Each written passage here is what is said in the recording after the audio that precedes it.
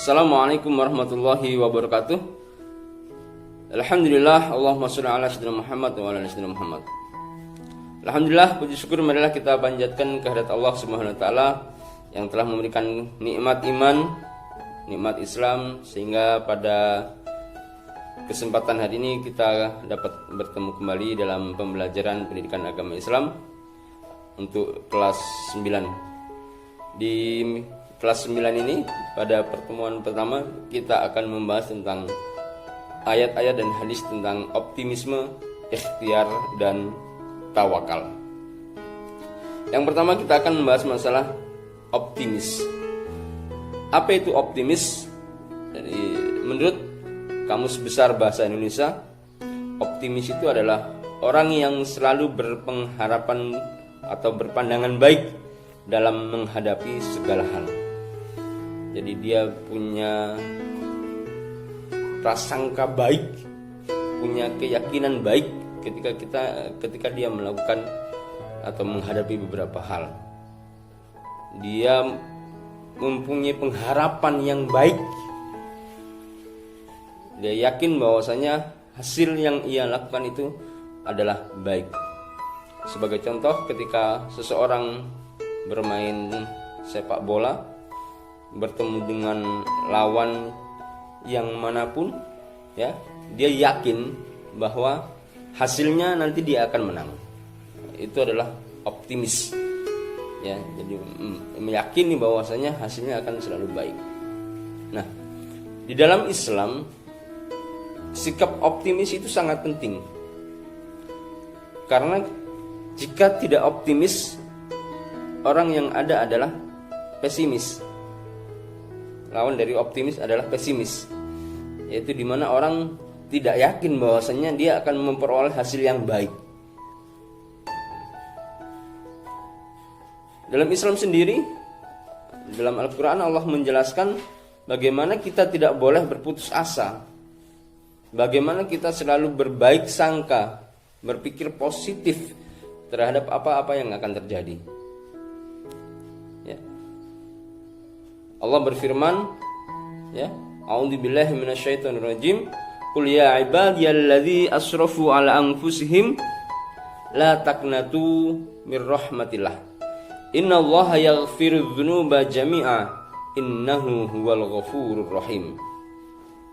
Yang artinya, katakanlah, hai hamba-hambaku yang melampaui batas terhadap diri mereka sendiri, janganlah kamu berputus asa dari rahmat Allah.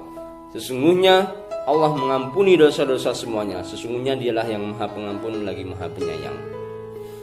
Artinya kita bisa melihat di sini, la taqnatu min rahmatillah.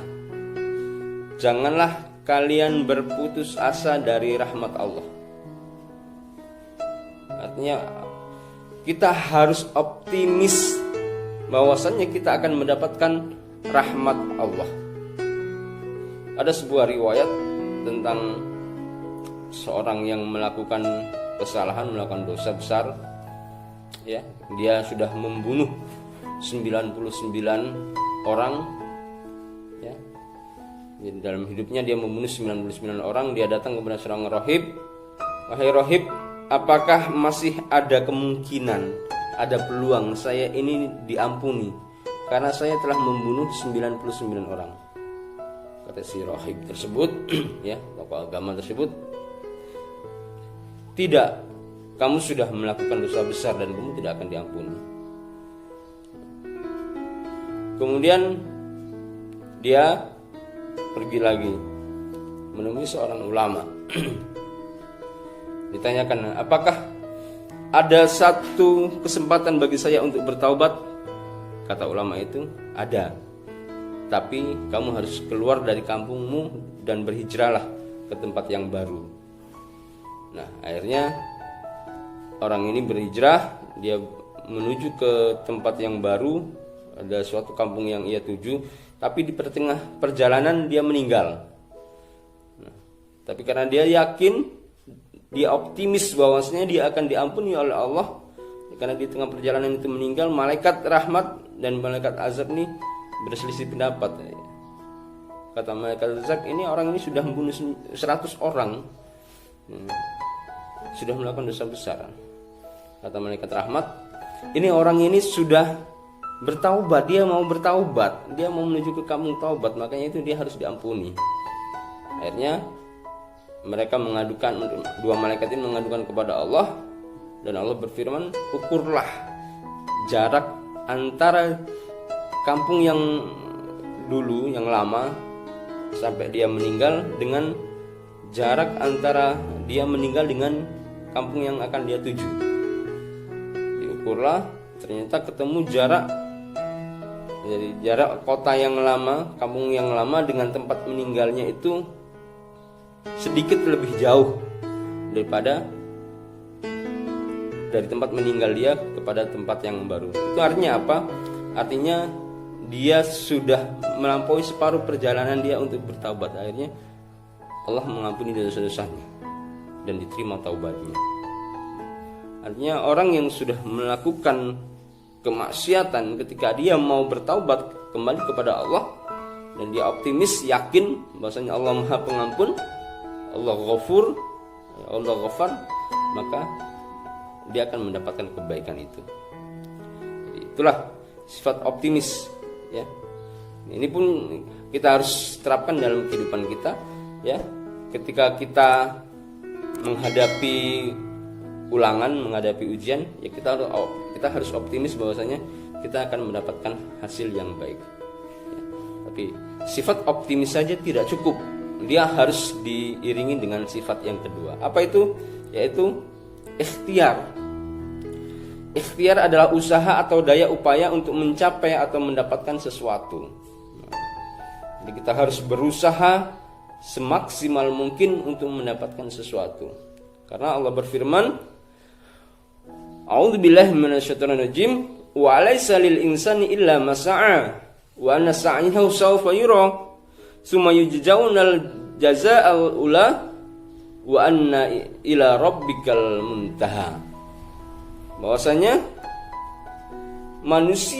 seorang manusia tidak memperoleh selain apapun yang telah diusahakannya, dan bahwasanya usaha itu kelak akan diperlihatkan kepadanya, kemudian akan diberikan balasan kepadanya dengan balasan yang paling sempurna, dan bahwasanya kepada Tuhanmu lah kesudahan segala sesuatu. Surat An-Najm ayat 39 sampai 42.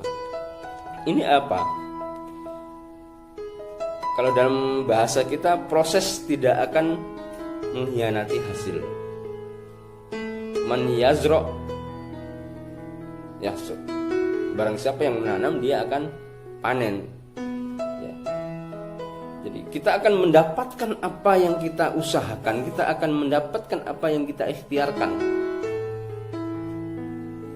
Kalau kita duduk malas-malas, tidak mau belajar, buka buku ogah-ogahan, jangan berharap kita akan mendapatkan hasil dari belajar kita.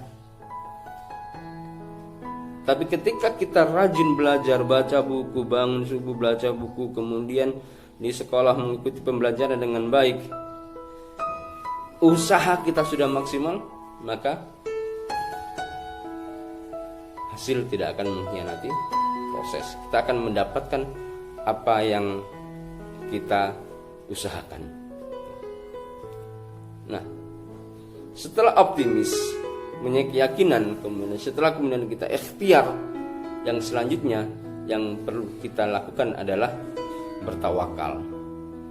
Apa itu tawakal? Yaitu berserah diri kepada Allah. Tawakal itu bukan pasif, ya. Tawakal itu bukan pasif. Nabi SAW